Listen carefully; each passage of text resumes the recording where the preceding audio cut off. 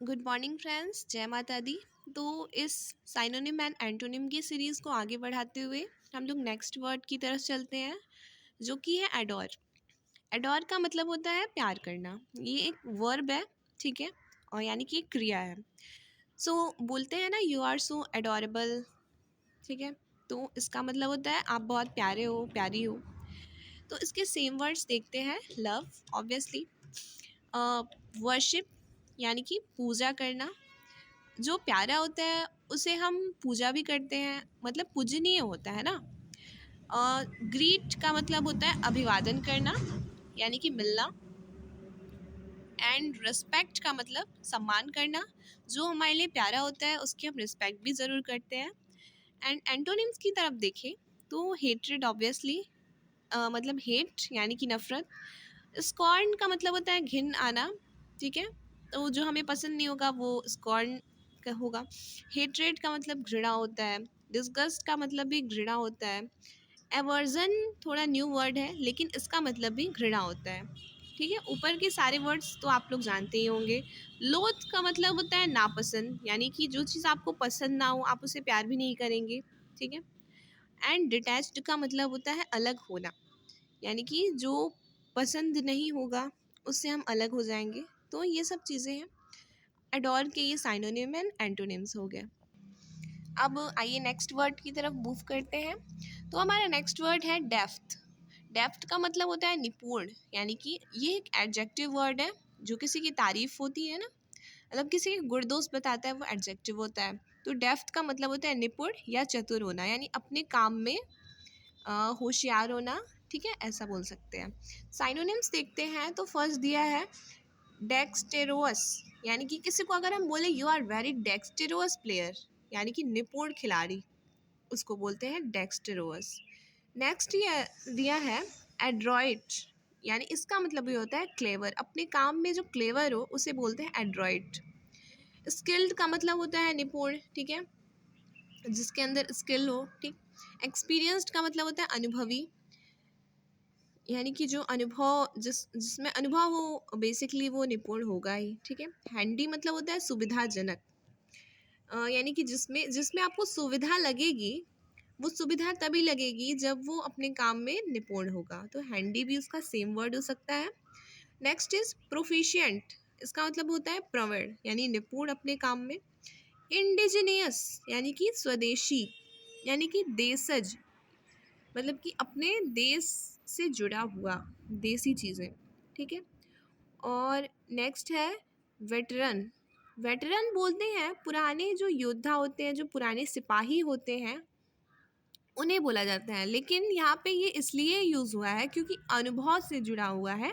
अनुभवी यानी कि निपुण ही माना जाएगा, इसलिए वेटरन भी इसका सेम वर्ड हो सकता है। परफेक्ट, ऑब्वियसली जानते हैं आप लोग, यानी कि जो परफेक्ट हो, एकदम निपुण अपने काम में, ठीक है। इफ़िशियंट का मतलब होता है प्रभावी। प्रभाव तो कोई तभी डाल पाएगा जब वो अपने काम को अच्छी तरह से जानता हो, तो ये भी सेम वर्ड हुआ।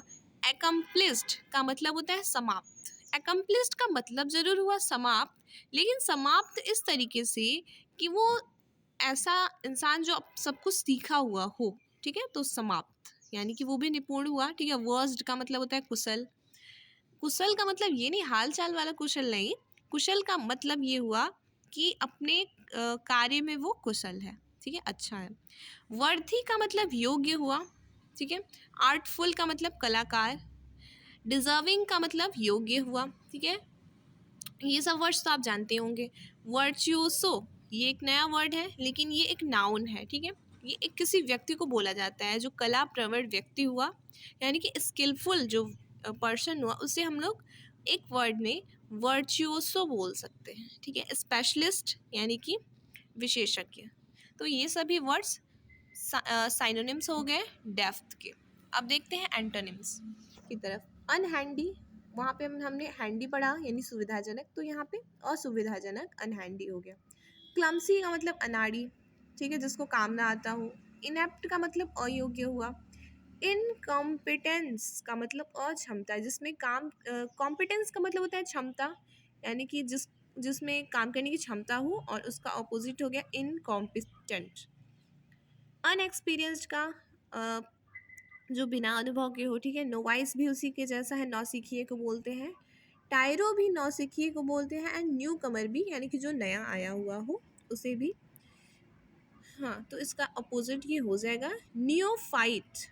इसका मतलब होता है नवजात, यानी अभी जो नया जन्मा हुआ बच्चा हो उसे तो कुछ नहीं आता, तो इसलिए नियोफाइट भी डेप्थ का अपोजिट वर्ड हो जाएगा। कैलो का मतलब होता है अनुभवहीन, जिसे अनुभव ना हो। और एक्सपीरियंस्ड वो होता है जिसे अनुभव हो, तो ये उसका उल्टा हो गया। अनडिजर्विंग, ठीक है, जो अयोग्य हो, अनवर्दी, ये सब आप जानते ही हैं, ठीक है। अप्रेंटाइज का मतलब होता है शिक्षु या शिक्षार्थी, यानी कि जो स्टूडेंट्स होते हैं वो अप्रेंटाइज होते हैं, यानी कि जो अभी सीखने आए हों, तो वो निपुण तो हो नहीं सकते, इसलिए ये उसका अपोजिट वर्ड हुआ। अमेटियर का मतलब होता है शौकीन, ठीक है, जिसको बहुत ज़्यादा शौक हो, हंसी मजाक करता हो, ऐसा व्यक्ति, तो ऐसा व्यक्ति को निपुण नहीं माना जाता, ठीक है। तो ये अपोजिट हो गया आर्टलेस, यानी कि जिसे कला ना आता हो अपने काम में, ठीक है। ऑब्नॉक्शियस का मतलब होता है अप्रिय, यानी कि जो अप्रिय हो, ऐसा बोल सकते हैं। फ्रेशर यानी कि जो नए आए हुए हों। और ग्रीन हॉर्स का मतलब है मूर्ख युवा। ग्रीन का मतलब इसलिए ग्रीन का हम लोग युवा समझ सकते हैं, और हॉर्न का मतलब मूर्ख। ये एक नाउन वर्ड है जो किसी पर्सन के लिए यूज़ किया जा सकता है, ग्रीन हॉर्स, ठीक है। तो ये हुए डेप्थ के साइनोनिम एंड एंटोनिम्स। आज के लिए बस इतना ही। Thank you so much.